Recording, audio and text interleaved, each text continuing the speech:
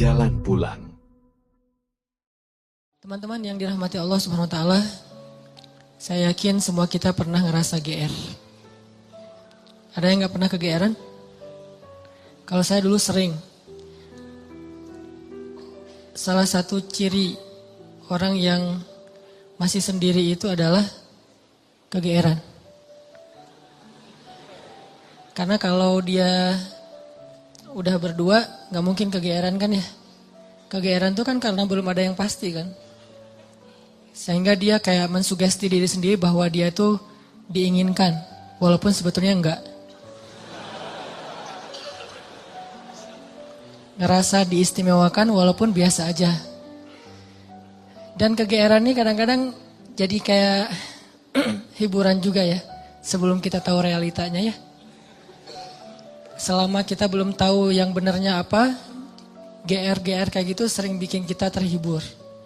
Oh iya ya dia mikirin saya, oh iya ya kayaknya dia pengen balikan. Tahu dari mana dia pengen balikan? Ini postingan saya di like gitu. Diperhatiin misalnya, ada 60 like gitu ya. Perhatiin satu-satu, dilihat, oh nggak ada. Posting lagi, lihat lagi, nggak ada. Posting lagi, sekali ada, wah tuh GR langsung tuh. Langsung fallback. Terus fallbacknya tuh request dulu tapi. Pas request lama, baru tahu realitasnya kemarin dia tuh bukan nge-like, salah tekan gitu. Dia pengen apa gitu, dikirain ada nge-tag siapa gitu kan. Tekan sekali, ketekan 2 kali, akhirnya jadi like. Dan dia gak terlalu perhatian yang kayak gitu-gituan, GR. Di sekolah dulu pernah GR juga, kadang-kadang kita masuk kelas IPS. Karena di MIPA kita gak lulus. Terus dia pas kita lihat list siapa aja yang masuk IPS, dia masuk juga. Wah kenapa ya dia pilih kelas IPS gitu kan ya. Jangan-jangan gara-gara ada saya, GR gitu. Di kampus juga kayak gitu, kenapa dia ngambil jurusan yang sama, kenapa dia gak pulang-pulang kayak ngerjain tugas juga. Padahal biasanya dia pulang duluan, tapi kali ini pulangnya agak telat. Jangan-jangan nungguin saya. Sering banget yang kayak gitu-gitu bikin kita merasa kayak happy sendiri. Padahal apa yang kita rasain itu gak pernah terjadi. Semu gitu kan, fana. Jadi GR itu salah satu bukti bahwa dunia itu fana. Nah teman-teman, GR dengan manusia aja kadang-kadang menurut kita tuh agak gak pas lah. Dan kalau kita sering kegeeran, kita sering kecewa. Makin sering GR, makin sering kecewa. Cuman kalau gak GR juga jadi dianggap gak peka. Kalau kita gak GR, kadang-kadang jadi gak peka. Kayak misalnya udah punya pasangan. Kadang-kadang dia tuh kayak ngasih kode gitu. Ngasih kode, aduh malas banget mau keluar misalnya. Dia pengen mungkin kalau kita nggak peka, dia sebetulnya tuh pengen agak kita tuh kayak begging gitu. Ayo dong temenin saya, aku nggak bisa keluar kalau misalnya sendiri, nggak enak kalau makan sendiri, kalau jalan sendiri. Dia pengen digituin, cuman bahasanya malas aja keluar gitu. Dia nggak pengen keluar tuh gara-gara dia yang berharap, tapi kitanya nggak kegeeran, akhirnya dianggap sebagai pasangan yang flat, yang gak peka, yang garing, yang plain. Nah kadang-kadang GR butuh, tapi kalau porsinya kegedean malah jadi pemicu kekecewaan. Nah ternyata GR itu bukan cuman kejadian dalam kehidupan kita sama teman kita, atau sama sahabat kita, atau sama mantan. Kadang GR itu juga yang lebih parah berlaku antara kita dengan Allah. Dan ini tipis banget bedanya antara GR sama husnuzon. Itu bedanya tipis banget. Kita harus husnuzon sama Allah. Tapi jangan sampai husnuzon kita ke Allah tuh bikin kita kegeeran jadi gak dapat kebaikan apa-apa. Nah bedanya apa? Nanti kita cari tahu dalam beberapa contoh. Gimana caranya kita gak GR ketika kita berdoa. GR ketika kita dapat musibah, GR ketika kita dapat nikmat. Tapi juga jangan sampai bikin kita berburuk sangka ke Allah.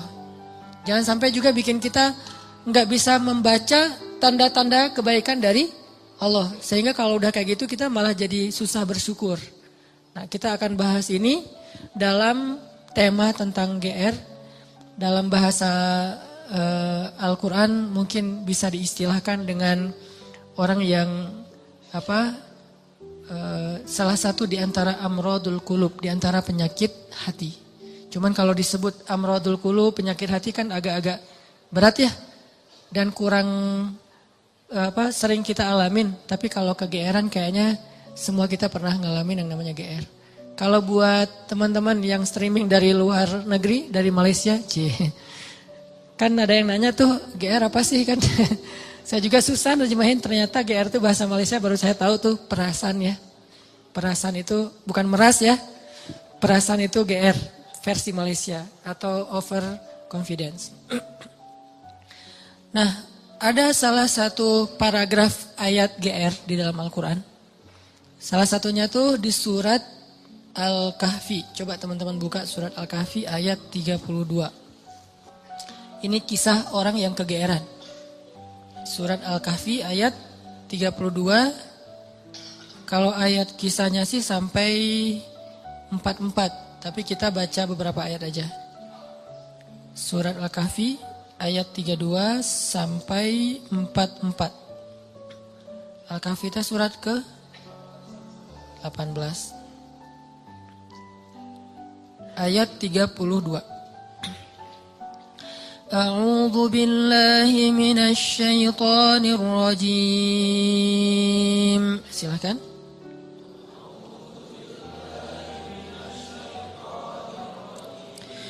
Bismillahirrahmanirrahim.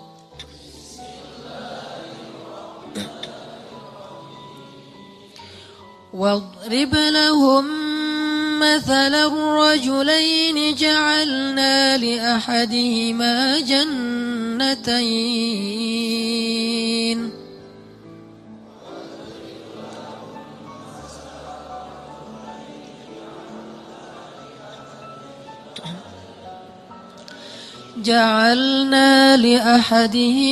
جنتين من أعناب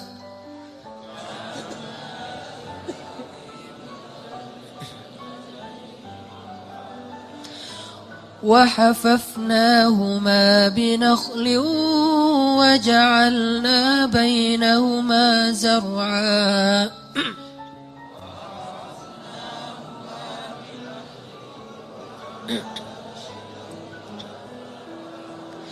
كلتا الجنتين آتت أكلها ولم تظلم منه شيئا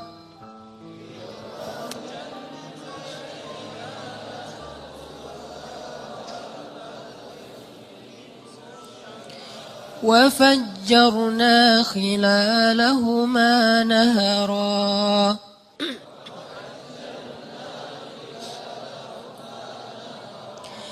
وكان له ثمر فقال لصاحبه وهو يحاوره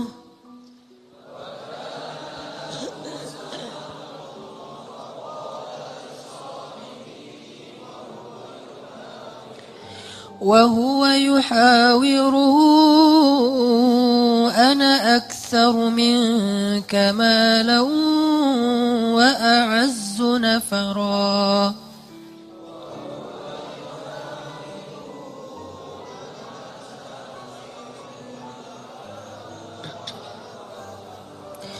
ودخل جنته وهو ظالم لنفسه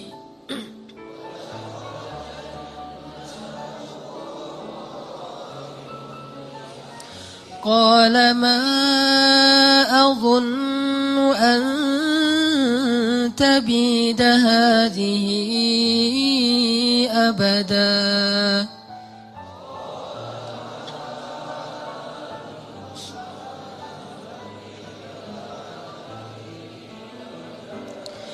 وما أظن الساعة قائمة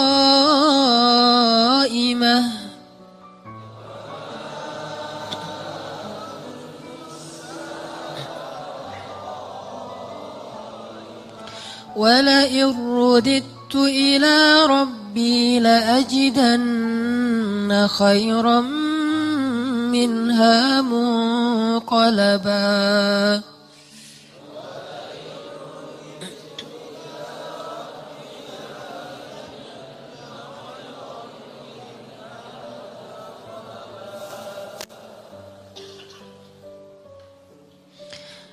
Dan sampaikanlah perumpamaan kepada mereka tentang kisah dua orang laki-laki Bani Israel. Yang seorang kafir, namun kami beri kepada dia 2 buah kebun anggur yang kami kelilingi kedua kebun itu dengan pohon-pohon kurma. Dan di antara kedua kebun itu kami buatkan ladang. Kemudian kebun itu menghasilkan buah yang sangat banyak, yang tidak pernah berkurang sedikit pun. Dan di celah-celah kedua kebun itu kami alirkan sungai. Dan dia memiliki kekayaan yang sangat besar. Maka dia berkata kepada temannya ketika sedang berbicara dengannya, sesungguhnya hartaku lebih banyak daripada hartamu dan keturunanku lebih kuat. Dan dia memasuki kebunnya dengan sikap merugikan dirinya sendiri karena angkuh dan kufur. Dia berkata, aku yakin kebun ini tidak akan pernah binasa selama-lamanya. Dan aku yakin hari kiamat itu tidak akan pernah ada. Dan seandainya aku dikembalikan kepada Tuhanku kelak, pasti aku akan mendapatkan tempat kembali yang lebih baik daripada ini. Sadaqallahul azim. Ini contoh orang yang GR. Gimana contoh orang yang GR? Dia itu jauh dari Allah. Malah kalau di ayat ini dia nggak beriman kepada Allah sebetulnya. Dia nggak menyembah Allah, dia syirik. Tapi dia ngerasa diistimewakan oleh Allah. Ada orang yang syariat nggak dia jalanin. Ibadah nggak dia lakuin. Akhlak nggak baik-baik amat. Dia punya harta tapi nggak pernah mau haji. Punya kelebihan harta nggak pernah bayar zakat. Nggak pernah bantu orang lain. Sholat sering ditinggalkan. Aurat dia buka. Tapi kehidupannya baik. Secara finansial dia sukses, karirnya luar biasa, terus networkingnya luas. Pokoknya hidupnya itu kayak gak ada kekurangan apapun dalam urusan dunia. Lalu dia berpikir, oh kayaknya Tuhan gak benci-benci amat sama saya. Jadi gak penting-penting amat juga harus setaat yang si fulan. Buktinya tuh yang rajin ke masjid masih miskin. Buktinya tuh yang udah menjalankan syariat dengan baik masih susah. Buktinya yang udah haji ternyata kehidupannya gak lebih baik dari saya. Artinya dia kegeeran, ngerasa bahwa dia itu diistimewakan oleh Allah Subhanahu wa taala, padahal dia tuh jauh dari Allah Subhanahu wa taala. Ini contoh kegeeran. Atau dalam pekerjaan dia melakukan pekerjaan-pekerjaan yang sebetulnya dia tahu itu gak boleh. Hasilnya itu gak halal. Pekerjaan yang menzalimi orang lain, baik menzalimi secara sengaja ataupun memang sistemik. Dia sengaja ngezalimin orang kayak curang dalam timbangan gitu kan ya. Atau secara sistem memang jenis pekerjaannya itu menzalimi orang lain sehingga gak halal. Cuman dengan pekerjaan itu dia sukses gitu. Sedangkan ada temannya yang kata dia terlalu idealis, malah gak bisa sukses kayak dia. Kegeeran, merasa bahwa oh sebetulnya ini sih gak masalah kayak gini-gini amat. Yang penting kan saya nanti bantu anak yatim, fakir miskin, menyantuni panti asuhan kayak gitu-gitu untuk menghilangkan less guilty lah. Padahal dalam bahasa Al-Quran kadang-kadang Allah menyebut sanastadrijuhum min haitsu la ya'lamun. Ini dikenal dengan istilah istidraj. Istidraj. Apa itu istidraj? Pasti teman-teman pernah dengar. Istidraj itu Allah udah sampai ke tahap ngebiarin dia. Dan ini adalah paling bahaya dalam hidup seorang hamba. Ketika dia dicuekin sama Allah. Kalau Allah masih perhatian sama dia, ketika dia salah, Allah tegur. Ketika dia salah, Allah kasih kesempatan. Ketika dia salah, Allah kasih ujian. Supaya apa? Supaya dia insaf, terus dia balik kepada Allah Subhanahu wa taala. Kalau orang masih dikasih ujian, masih dikasih musibah, masih ditegur sama Allah dengan niat supaya dia balik, sebetulnya Allah masih perhatian sama dia. Justru ketika ada orang yang bikin dosa, terus Allah biarin aja, nggak ada masalah setelah dia bikin dosa dan seterusnya, kayaknya hidupnya tuh lempeng, nyaman, sebetulnya Allah lagi nyuekin dia. Dan dicuekin Allah itulah seburuk-buruk kondisi seorang hamba. Makanya ada surat pembukaannya itu adalah kata-kata cuek. Makanya surat itu kalau kita baca gak boleh pakai bismillah. Ta'awuz langsung ke ayatnya. Yaitu surat apa? Surat Baro'ah. Atau nama lainnya adalah At-Taubah. Baro'atun. Arti Baro'atun tuh terserah lu deh gitu. Baro'atun tuh arti lainnya terserah kamu deh. Atau saya udah gak mau ikut-ikutan ya. Atau bahasa lain udah cuek aja deh, biarin aja dia sendiri. Atau bahasa sosmednya Allah unfollow sama dia. Masih mending unfollow, masih bisa dilihat di history ya. Di blog. Ini Baro'atun. Kalau dalam bahasa surat yang lain zarhum, biarkan mereka yakhudu wa yal'abu, bersenang-senang, bermain-main. Ini paling bahaya. Dan orang dalam kondisi kayak gini kadang-kadang kegeeran. Cuman kita husnuzon ke Allah, Allah gak baro'ah sama kita. Jangan sampai ada kesan gini teman-teman. Kita dulu mungkin pernah mengalami masa-masa yang kelam gitu ya. Atau kalau bahasa ustadz mah, atau bahasa fikih jahiliyah. Pernah mengalami masa-masa jahiliyah, banyak dosa, jauh dari Allah, ninggalin sholat, kayak gitu-gitu. Hampir semua dosa-dosa besar itu kita pernah ngelakuin. Pas udah hijrah kita ngomong gini, ada untungnya juga sih ustadz, saya dulu pernah nakal. Kalau enggak saya jadi enggak kayak gini sekarang. Kalau enggak saya jadi enggak tahu kalau itu ternyata bahaya. Jadi dengan saya pernah nakal dulu, sekarang saya bisa ngedidik anak saya. Saya tahu anak saya kalau ada indikasi-indikasi mulai nakal nih, saya tahu banget. Karena saya dulu pernah kayak gitu. Enggak ada untungnya teman-teman. Yang harus kita syukuri bukan kita pernah nakal. Yang harus kita syukuri, kita pernah nakal tapi Allah masih kasih kita kesempatan. Itu yang kita syukuri, kesempatan tuh. Sampai akhirnya kita bisa berhijrah, Allah kasih hidayah, itu yang kita syukuri. Alam yajidaka yatiman fa'awa wa wajadaka dhallan dhal. Kenapa dhal itu kayak panjang bacanya? Karena sesat jauh gitu kan ya. Kita pernah tersesat jauh. Dan tersesat itu bukan hanya soal akidah, tersesat dalam masalah ketaatan, kita nggak taat kepada Allah, tersesat jauh, sibuk dengan dunia, kemudian kita foya-foya, jauh banget dari Allah. Wa wajadaka dhallan fahada. Allah tarik balik kepada kebaikan. Yang harus kita syukuri bukan dolnya, tapi fahadanya, hidayahnya.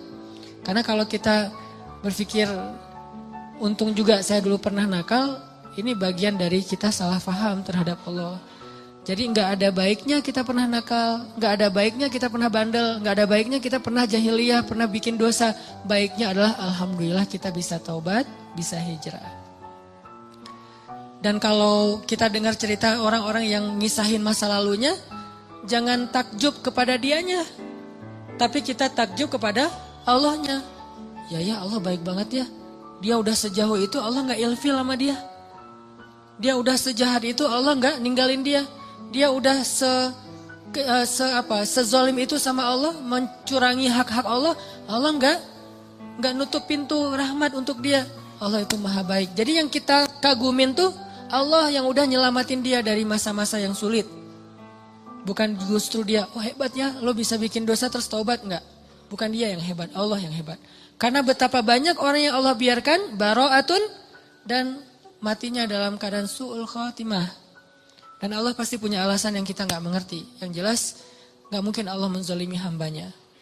Jadi teman-teman, ada orang ketika dikasih nikmat, ketika dikasih kemudahan, ketika dikasih kelapangan rezeki, kadang-kadang dia jadi merasa bahwa oh berarti tidak ada yang perlu diperbaiki dari kehidupan saya. Tidak ada yang perlu diperbaiki dari amal-amal saya. Gak ada yang perlu diperbaiki dari ibadah saya. Karena gak ada masalah dalam hidup saya. Seolah-olah dia baru mau memperbaiki diri kalau ada masalah. Bukankah jauh dari Allah itu masalah paling besar? Musibah paling besar dalam hidup kita itu kalau kita jauh dari Allah. Harusnya kita telat salat subuh juga, itu udah sedih tuh. Bukan hari ini telat salat subuh atau enggak salat subuh sampai dijamak dengan duha. Tapi hari ini enggak ada masalah. Enggak ada kerugian, enggak ada musibah, enggak ada kecelakaan, enggak ada masalah dengan pasangan. Oh, jadi aman nih hari ini gak ada masalah apa-apa. Bukankah masalah terbesar itu masalah terbesar kita itu bukan didiemin sama pasangan. Walaupun buat saya itu berat banget. Istri itu kalau udah diam buat saya tuh musibah dunia nih. Diajak ngapa-ngapain sama teman, enggak dah kalau istri saya masih diam. Jadi saya bujuk-bujuk, cium tangan apa, enggak usah dibahas. Pokoknya gimana biar dia mau senyum dong, senyum, paksa-paksain senyum, akhirnya dia senyum, alhamdulillah. Tapi sebelum saya maksain dia senyum atau bujuk-bujuk kayak gitu, saya ngelobi langit dulu, langsung wudhu, salat hajat, ya Allah engkau yang menggenggam hati istri saya, balikin dong hati dia ke saya. Pas selesai assalamualaikum, pas ke kiri udah ada dia di sebelah sih. Drama banget sih. Nggak penting banget cerita kayak gitu. Yang jelas teman-teman, masalah terbesar kita bukan dicuekin oleh orang yang kita sayangin. Masalah terbesar kita bukan ada musibah atau kecelakaan di jalan. Masalah terbesar kita bukan nggak dapat proyek, tender kita nggak gol gitu. Masalah terbesar kita bukan sakit. Masalah terbesar kita dalam hidup kita itu adalah ketika kita jauh dari Allah SWT.